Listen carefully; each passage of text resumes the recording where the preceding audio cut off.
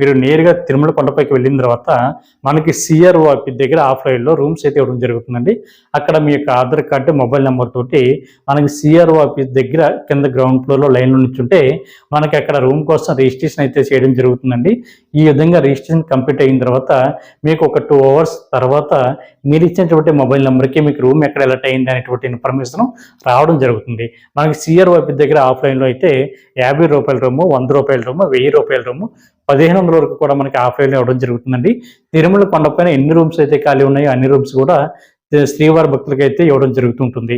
కాబట్టి రూమ్ కోసం best timing ఏమిటని అడుగుతున్నారండి. మనకి సిఆర్ఓ ఆఫీస్ ప్రతిరోజు కూడా ఉదయం 6 గంటల నుండి రాత్రి 10 గంటల వరకు కూడా ఓపెన్ అయి ఉంటుందండి.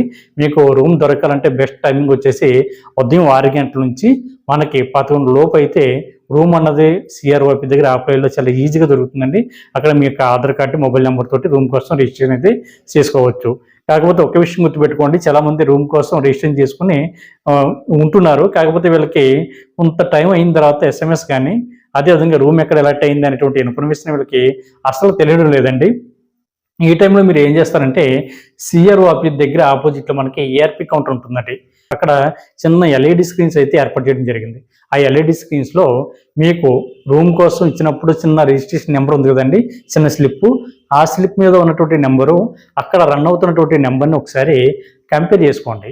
మీ నెంబర్ కనుక దాటిపోయింది అనుకోండి, అప్పుడు మీరు కంగారు పడకుండా దాటిపోయింది అయినా కూడా మీకు ఎస్ఎంఎస్ రాలేదనుకోండి, అంటే ఎస్ఎంఎస్ అన్నది మనకి మీరు రూమ్ కోసం రిజిస్ట్రేషన్ చేసుకున్న 2 అవర్స్ తర్వాత వస్తుందండి. మీకు రూమ్ ఎక్కడ అలర్ట్ అయింది అనేటువంటి ఇన్ఫర్మేషన్ అంతా కూడా మీకు వచ్చినటువంటి ఎస్ఎంఎస్లో ఉంటుంది.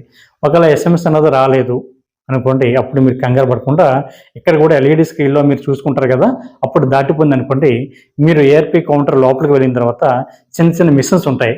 ఆ మిషన్లో మీకు ఇచ్చినటువంటి స్లిప్ మీద ఒక క్యూఆర్ కోడ్ ఉంటుంది, దాన్ని స్కాన్ చేయండి.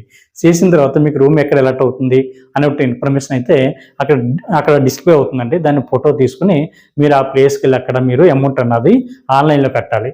ఉదాహరణకి ₹50 రూమ్ గాను మీరు ₹550 డిపాజిట్ చేయాలి. రూమ్ అన్నది మనకి 24 గంటలకు ఇవ్వడం జరుగుతుందండి. 24 గంటల తర్వాత రూమ్ అన్నది మనం ఖాళీ చేయాలి. దీనికోసం మనం సబ్ ఎంక్వైరీ యాప్ దగ్గర మీరు అమౌంట్ అన్నది ఆన్లైన్లో కట్టవలసి ఉంటుంది. అది కూడా గూగుల్ పే కానీ, ఫోన్పే కానీ, అదేవిధంగా యూపీఐ ద్వారా కానీ, ఇంటర్నెట్ బ్యాంకింగ్ ద్వారా కానీ, క్రెడిట్ కార్డు, డెబిట్ కార్డు ద్వారా అంటే ఏటీఎం కార్డుల ద్వారా కానీ మీరు అమౌంట్ అన్నది ఆన్లైన్లో కట్టడానికి అవకాశం ఉంటుందండి. దాని తర్వాత వాళ్ళైతే ఇంకో స్లిప్ అయితే ఇవ్వడం జరుగుతుంది. మీరు అక్కడ మీకు వచ్చినటువంటి రూమ్కి తగ్గటువంటి ప్లేస్లోనే తాళాలు ఇచ్చేటువంటి గది ఉంటుంది. మీరు అక్కడికి వెళ్తే డీటెయిల్స్ అన్ని కూడా మరొకసారి చెక్ చేసి మీకు రూమ్ తాళాలు అయితే ఇవ్వడం జరుగుతుంది. దాని ద్వారా మీ రూమ్లోకి చెక్ ఇన్ అవ్వడానికి అవకాశం ఉంటుంది.